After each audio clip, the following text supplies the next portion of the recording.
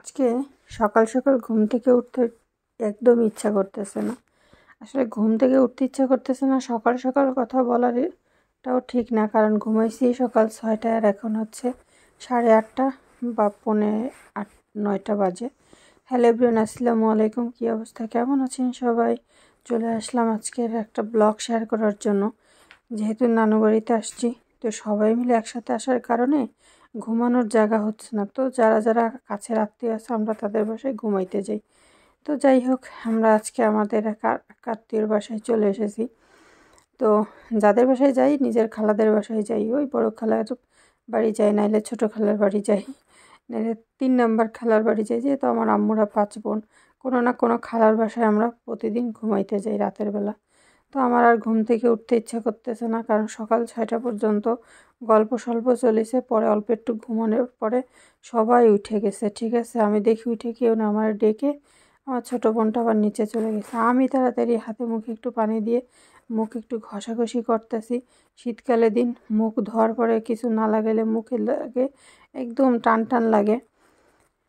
তো সেই জন্য আমি আবার মুখে একটু কিছু লাগাই নিলাম। অলরেডি সবাই রেডি টেডি হয়ে বসে আছে, আর আমি শুধু লেট করে উঠেছি। সবাই আমাকে ডাকছে কিন্তু আমি উঠিনি। তো যাই হোক, আমি একটু মোটামুটি রেডি হয়ে গেছি। এবার দেখি, চলেন কে কোথায় আছে একটু খুঁজে দেখি। প্রত্যেকটা রুম আমি এসে খুঁজতেছি, কিন্তু আমি না কাউকে খুঁজে পাচ্ছি না। এক রুম, এই বাসাটাতে হইতেছে 3 তলা। তো 3 তলায় শুধু নিচতলায় আমার একটা ভাইয়া থাকে, আর মানে ডবল ইউনিটের বাসা। তো আমি পুরা দোতলার এপাশ ওপাশ খুঁজেছি, কোনো মানে নাই। পরে খুঁজতে খুঁজতে আমি কি করছি, ছাদে চলে আসছি, যে মনে হয় সবাই ছাদে গেছে গল্প সল্প করার জন্য। তো ছাদে আসার পরে দেখি যে না, ছাদেও নাই।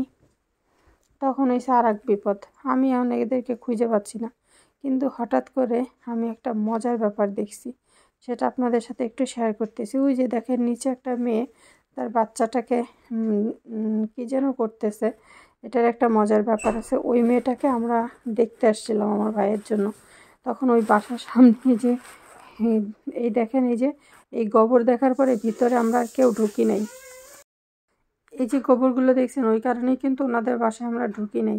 যাই হোক, মানে কি আর বলবো, সবসময় যে আসলে যা হয় তা ভালোর জন্য হয় ব্যাপারটা তা না। হয়তো এই মেয়েটার সাথে বিয়ে হলে হতে পারতো আমাদের সংসারটাকে আজকে ভালো থাকতে পারতো। যাই হোক, কপালের তো আর মানে খণ্ডানো যায় না। তাহলে প্রত্যেকটা মানুষই তার কপালটাকে মানে আসলে পরিবর্তন করে ফেলতে পারতো। আসলে সবসময় যে ভাগ্যের উপরে সে কিছুটা ডিপেন্ড করে, কিছুটা কর্মের উপরে ডিপেন্ড করে। আচ্ছা যাই হোক, বাদ দিই সব কিছু। এখন আমি আবার সিঁড়ি দিয়ে নিচে নেমে চলে আসলাম। আইসা আমি 3 তলায় আবারও ঢুকতেছি, যে দেখি এখানে কিছু আছে কিনা। দেখেন এখানে কত সুন্দর আলপনা করেছে। 3 তলায় খুঁজে আসি, পাই নাই। এখন আমি আবার 2তলায় খুঁজতে আসলাম। 3 তলার এপাশ ওপাশ 2 পাশের ফ্ল্যাটে খুঁজছি, কাউরে পাই না। আমি এবার পেয়ে গেছি ভয়, যা হ্যাঁ এল্লা, এরা সবাই কোথায় চলে গেল। মানে 1তলা থেকে 3তলা ডবল ফ্ল্যাটের বাসা, কিন্তু আমি এই ফ্ল্যাটে ও ফ্ল্যাটে প্রত্যেকটা রুমের মানে খুঁজে বেড়াইতেছি, কোনো জায়গা নেই। পরে এসে দেখি না, এরা সবাই নিচতলায় খাইতে বসে গেছে। অবস্থা দেখেন। তো খাবারের মেনুগুলো কি তো দেখাইয়ে দিলাম। তো এবার হচ্ছে আমার খাওয়ার পালা। অনেক দিন থেকে এই পিঠাটা আমার খুব খেতে ইচ্ছা করতেছিল। তো আর কি করা, যাই হোক, রিজিকের মালিক আল্লাহ।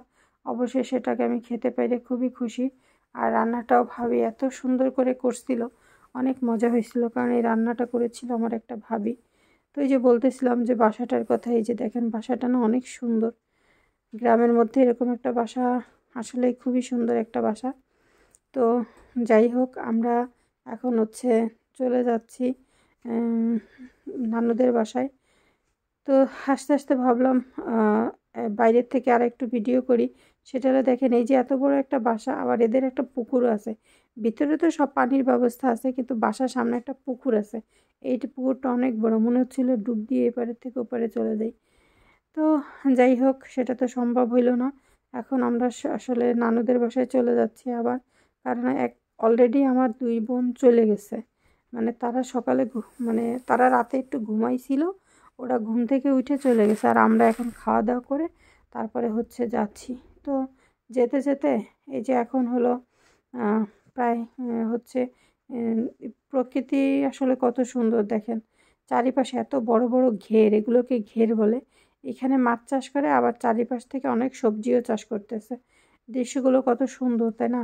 আমি যেহেতু ভ্যানের ভিতরে ছিলাম, তো আমি আসলে সবজিগুলোকে দেখাতে পারিনি। যদি একটু নামতাম ভালো হতো, কিন্তু একটু ব্যস্ততা ছিল, কারণ সবাই আবার চলে যাবে এপাশে আবার।